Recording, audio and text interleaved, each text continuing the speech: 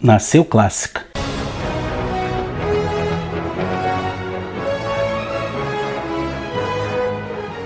Olá, bem-vindo ao Fantasma Brasil. Entre julho de 2019 e outubro de 2021, a editora Mitos lançou 12 números da sua segunda série do Fantasma. Anos antes, a Mitos já tinha lançado uma primeira série do Fantasma que não durou muito, infelizmente.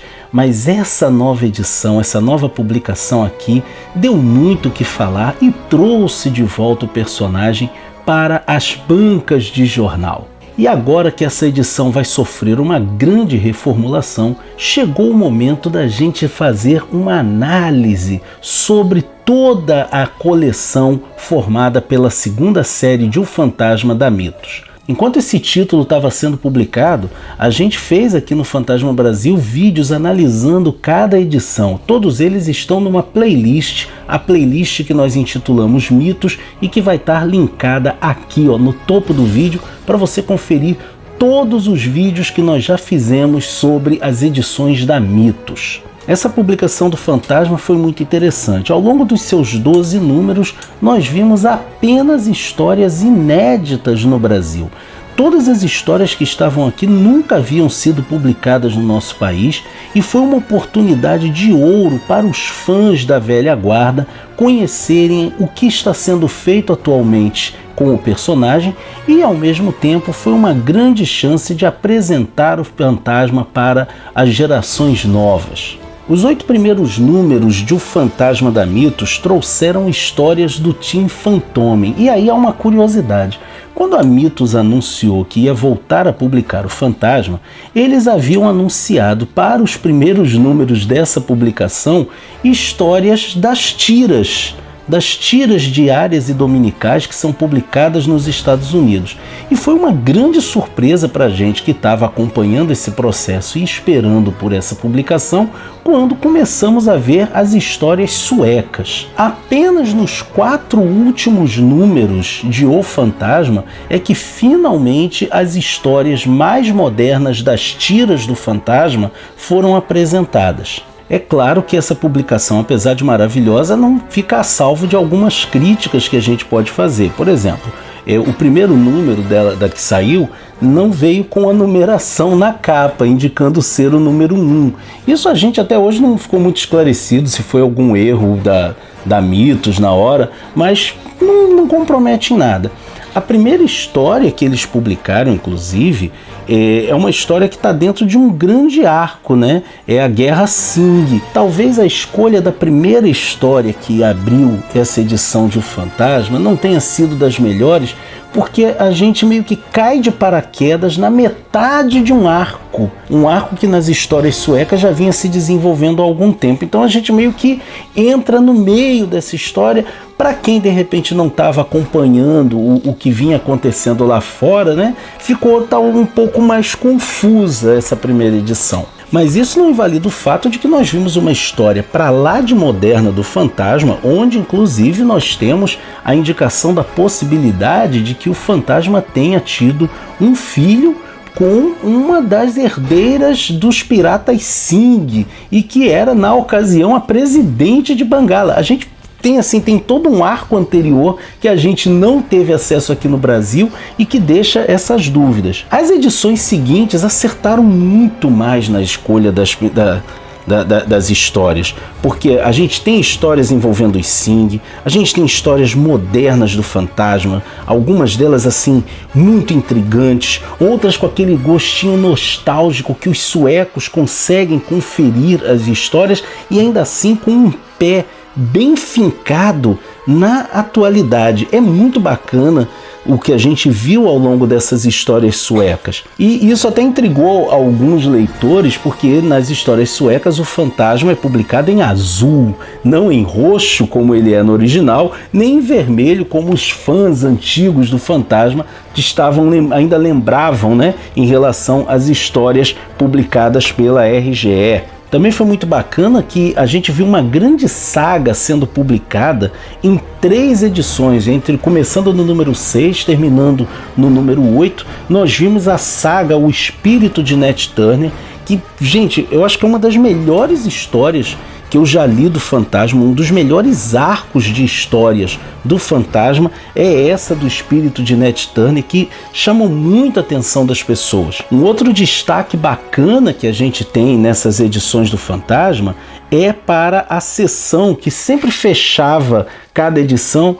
intitulada O Meu Fantasma, em que diversas pessoas, fãs, leitores e até profissionais da área foram convidados a escrever sobre a sua relação com o personagem fantasma. Então a gente teve a própria Joana Russo, que é a diretora de marketing da Mitos, a gente teve o jornalista Tiago Gardinali, a gente teve outros leitores e, perdoe-me o destaque mais na número 4, né, o Fantasma Brasil, o canal Fantasma Brasil estava aqui escrevendo nessa sessão O Meu Fantasma, né? Eu fiz esse texto falando sobre como é que começou minha relação com o personagem e eu gostei muito de ter participado disso aqui. A partir da número 9, a revista sofreu uma reformulação no seu conteúdo e também na sua forma. Eles foram mudando ao longo das edições o tipo de papel, porque teve gente que reclamou do papel das primeiras edições. Eu não entendo de papel, não ligo muito para esse negócio não, mas teve gente que reclamou. A partir da número 9, a grande mudança foi que eles começaram finalmente a trazer histórias das tiras. E aí foi legal porque a gente teve nessa número 9 esse encontro entre Fantasma e Mandrake, uma das últimas aventuras em que o Mandrake apareceu sem ser uma mera citação, foi essa edição aqui, né? É muito bacana, uma tira bacana mesmo que a gente teve, com o roteiro do Tony DePaul, a arte do Terry Beat.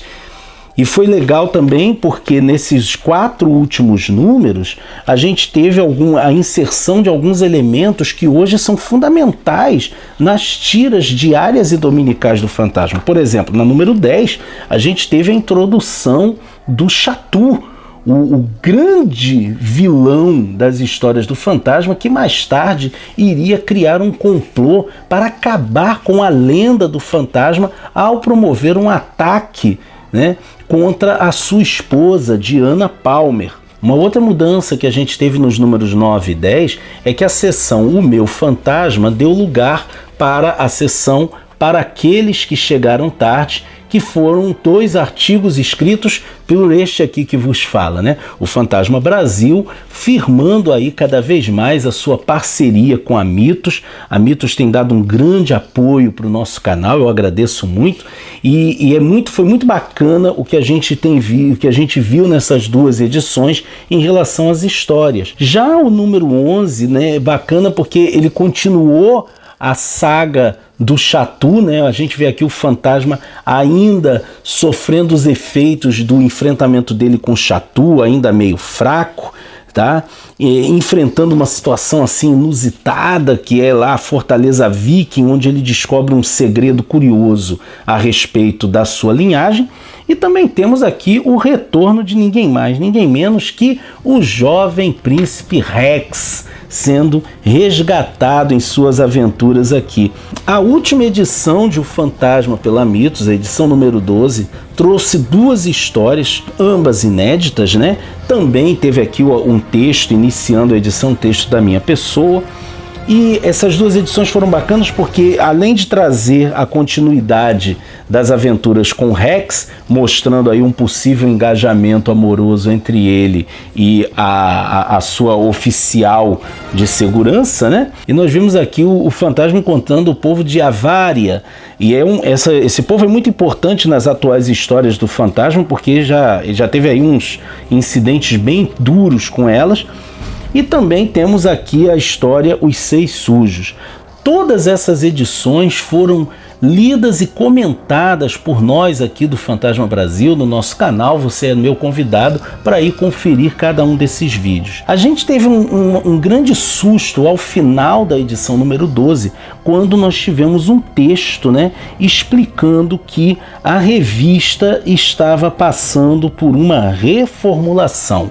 E aí a gente tem que entender, reformulação, quando fala isso para o colecionador, a gente entende como cancelamento. Na verdade, o que está acontecendo é que esse título, O Fantasma, como nós conhecemos nesse formato, né, de magazine, pequenininha, essa revista fina, sempre com 2 aventuras, esse título na prática acaba, mas ele vai dar lugar a encadernados sob o título O Fantasma.